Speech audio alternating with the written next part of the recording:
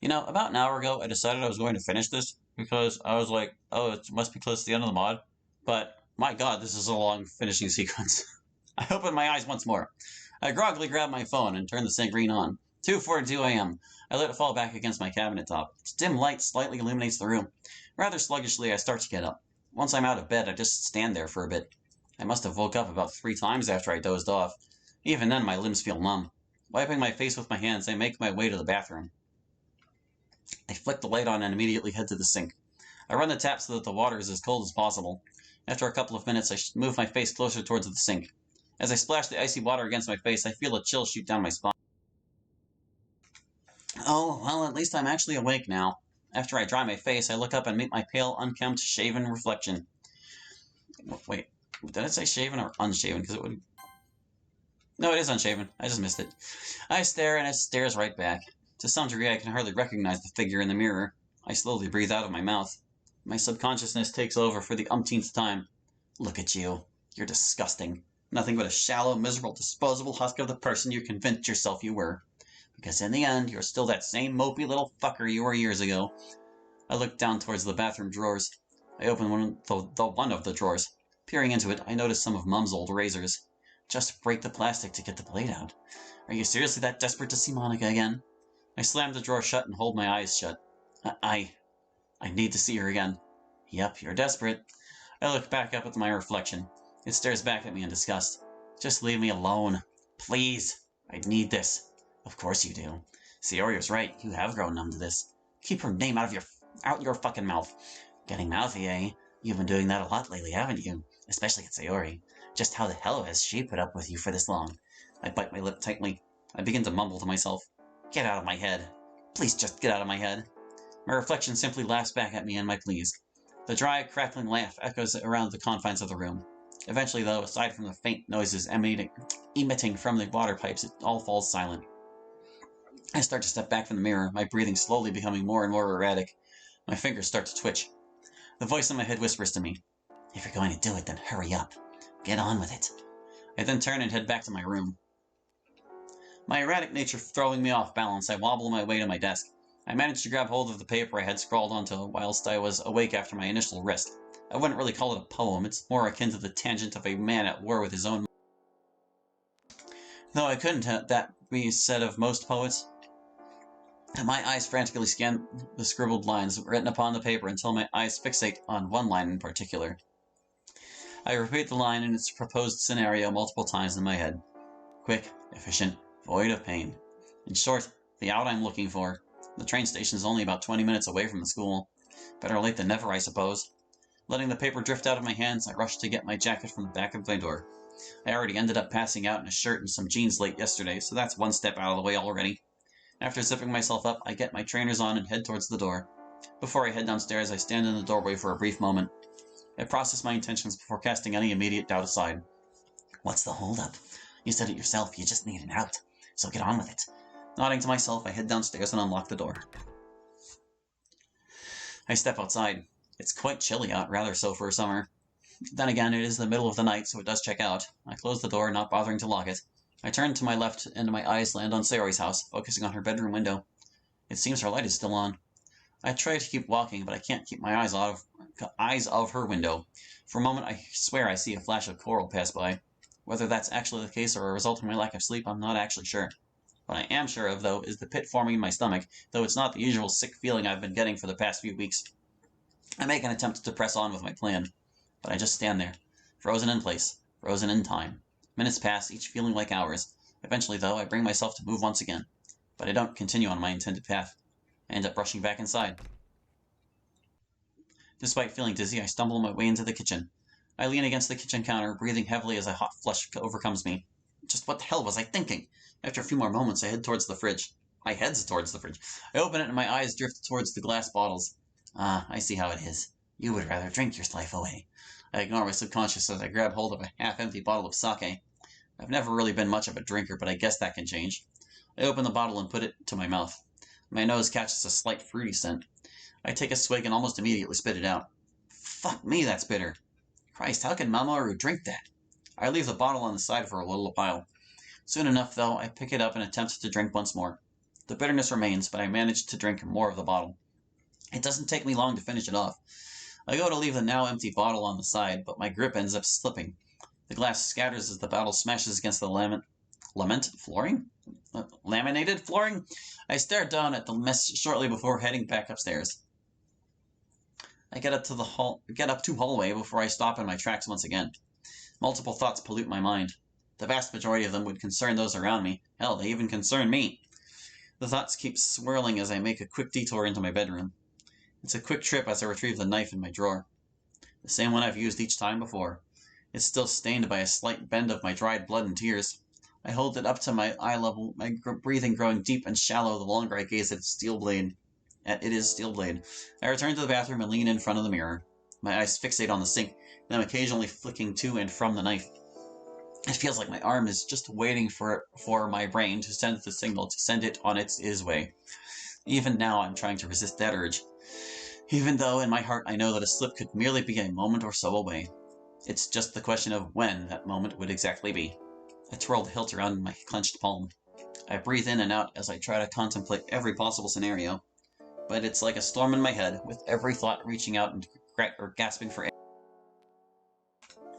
Inhaling deeply, I press the blade horizontally against my skin. My hand trembles and my breathing grows shakier. Do it. Don't keep stalling, Hallie. I press it against my arm harder, definitely leaving a mark of some sort. Still, neither hand nor knife budge. Doubt re-enters my already swarming mind, causing me to second-guess myself. You what? Afraid to fulfill that out you wanted. Fulfill has, well, 3 L's, technically. My arm falls to my side, my hand still tightly holding the hilt. You're right, I am afraid.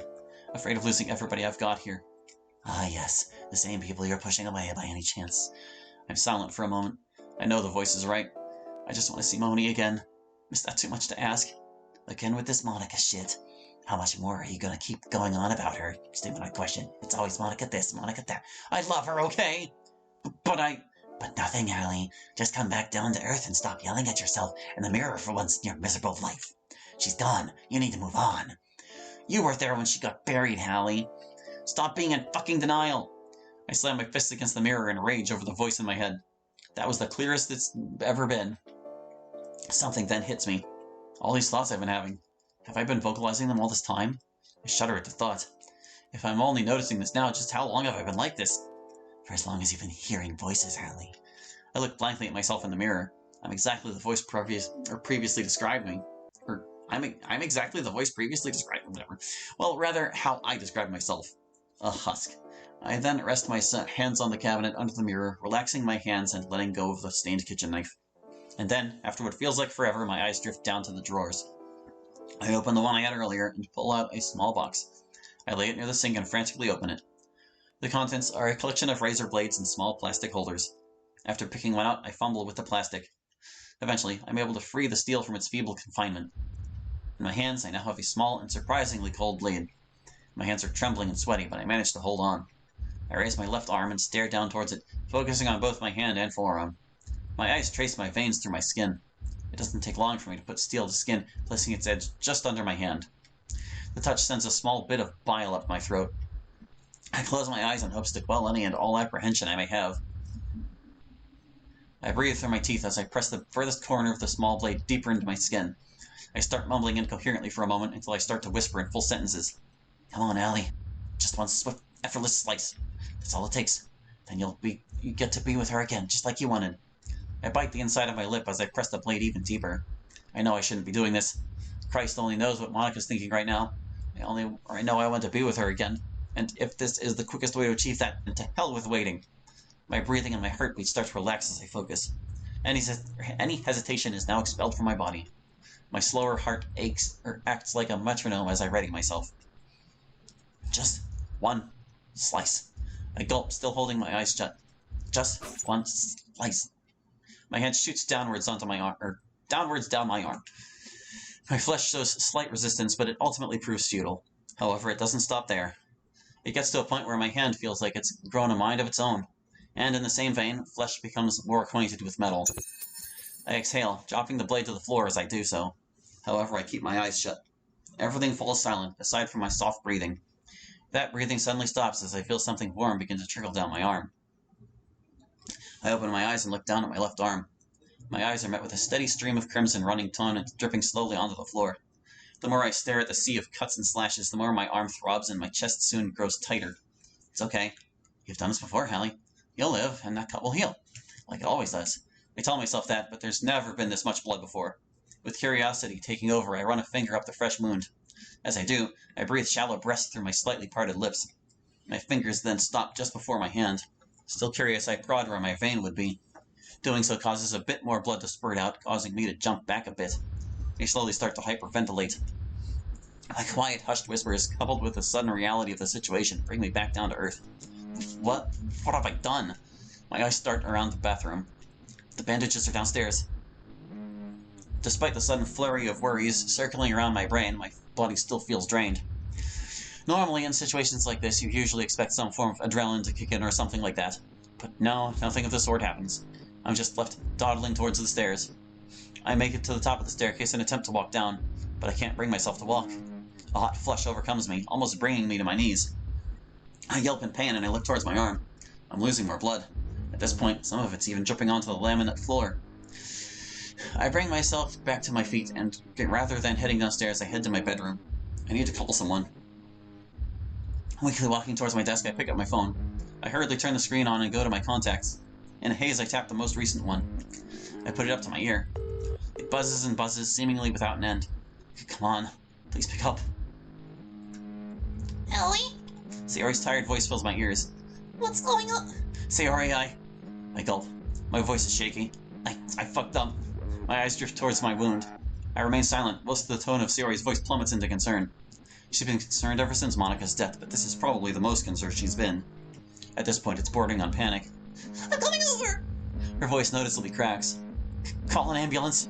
I'm losing a lot of...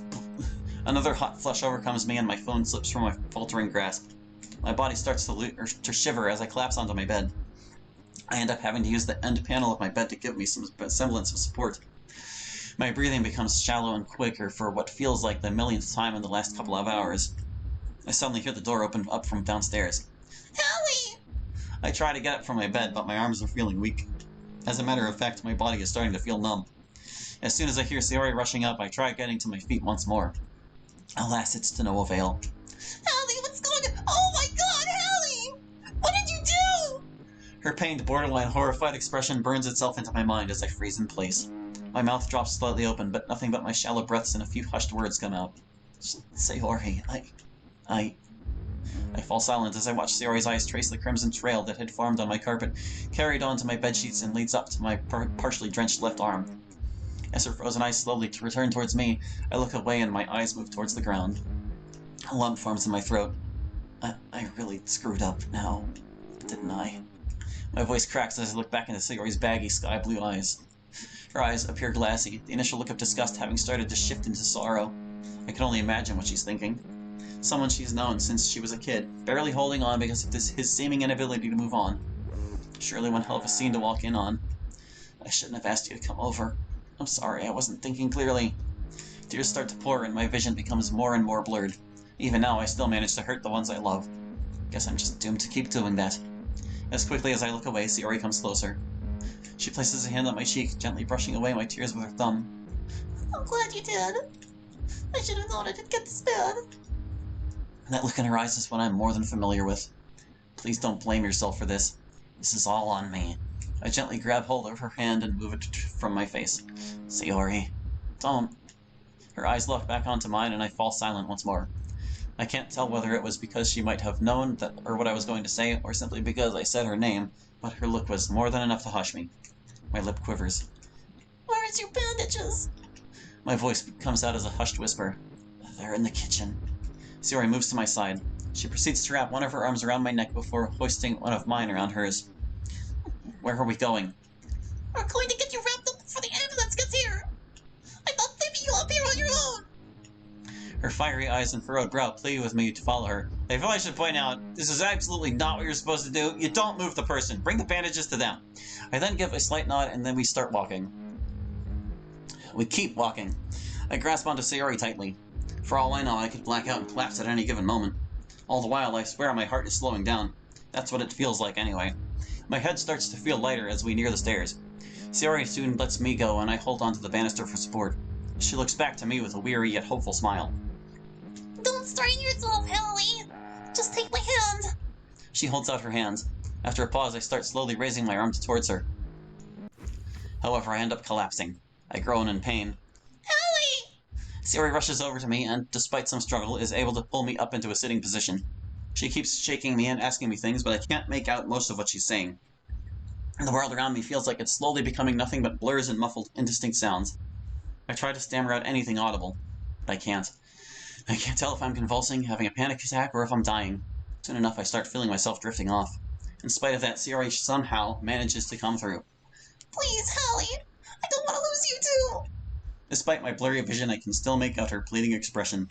But still, I can't bring myself to speak. Not even a single word. I'm starting to go dizzy. Desperation seeming to take control of her, Sayori grips my shirt. Please, just say something. Her voice breaks as she begs, but her plea might as have fallen on deaf ears. My heartbeat starts to slow down, and I start to get the sensation that I'm flying to some degree. Despite that, though, I start to drift off into unconsciousness. I think I hear them coming. Hallie, Hallie, stay with me. Hallie! After what feels like an eternity, I open my eyes. To my surprise, I find myself on a rooftop. But it's not just any rooftop. It's the school's rooftop. It's the place where both Monica and I spent the most of our time together aside from the club and outside of school. More than that, it's the place where we first confessed our love for one another. I smile to myself, but I can't help but be a little curious. Why here? Why now? Am I dead? I pat myself all over. Nope, seemingly somewhat alive. I look down toward my arms. Miraculously, the wounds seemed to have vanished. As I let my arms relax and drop to my sides, I find myself walking towards the wire fence. Soon enough, I'm standing face to face with it. I grab hold of the fence with one hand as I gaze out into the distance. The city still remains. I then look down. Again, exactly as I remember it. I breathe gently through parted lips as I gaze longingly. I go to close my eyes and just soak in the atmosphere. However, I feel a finger tap my shoulder. Gah! I spin around in shock. However, my initial shock quickly fizzles out as my eyes lay upon a face I have not seen for a good while. Monica? Hey, Hallie. It's been a while, hasn't it? Her voice is as gentle and soothing as I remember. My heart starts to flutter. Moni, My voice catches as I smile in complete disbelief. I'm seeing Monica again. I'm actually seeing her again. But at the same time, there's only one thing on my mind. Am I... Monica gently places a finger on my lips, causing my voice to trail off. And still, she has that same gentle smile. No, you're not. I don't actually know how I describe this place. Like, it's just this rooftop and nothing else. Despite her initial light-hearted tone, I notice a heavy tinge of sorrow to what she's saying. I timidly approach her. I take her hands in mine, but my grip is the furthest thing from her firm. In all honesty, my hands are clammy and shaky. I even try to say her name, but it keeps getting stuck in my throat. Monica's gaze breaks from mine. Deep down, I know this is hard for her too. My grip falters, my arms falling to my sides. The longer I look at her, the more my heart aches. Shouldn't I be happy that I'm seeing her again? I keep telling myself that I should. After all, this is what I wanted, right? Right? Monica. I whisper her name and her emerald eyes pierce back into mine, now being underlined by tears. Hallie, where do I even begin? No, scratch that. How do I begin?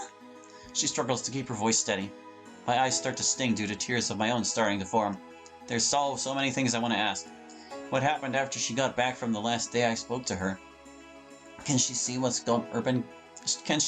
being going on since she passed? But most importantly, why? All of these questions, and I can't bring myself to ask any of them. I just look at her and realize how much I've truly missed her. It may have only been a few weeks for some people, but for me it's felt like a lifetime. I suddenly rush up to Monica, tears now streaming down my cheeks. I tightly wrap my arms around her in an almost vice-like grip and bury my face against her exposed shoulder, holding my eyes shut as I do. I lose track of how long I spend sobbing. I guess every single question I have, every memory we made, and every day without her decided to amalgamate and come out all at once. I missed you, Monica. I missed you so damn much. My voice remains shaky and strained. Every night, I keep asking myself what happened. I keep asking myself what I should have done differently. I keep telling myself I should have done more. Sweetheart, I know I could have done more. I could have done anything to help you or get you out of there, but I didn't. I was too busy trying to hide the fact that I'm a wreck. I caused... Hallie, just stop! Monica's voice breaks as she wraps her own arms around me. My voice falls silent as I start to feel Monica's heartbeat racing. Stop trying to blame yourself for something I chose to do. You aren't ever to blame for that. Then why, Monica? Why did you do it? I... She falls silent. Whether due to the unintentionally aggressive manner I asked that question or solely because I asked in the first place, I don't know. Eventually, though, she breaks away from our embrace. I lift my head up and open my eyes to face her. Monica looks off to the side, deep in thought. She takes a deep, partially audible breath and then looks right back at me. I never planned to kill myself that morning, you know. Her voice catches. No one ever told you what happened, did they? I wordlessly shake my head. She sighs remorsefully. After I got home that day, I found out that Dad had planned to send me overseas to a business school. Like, signed the application in my name and everything. Obviously, I wasn't going to have that.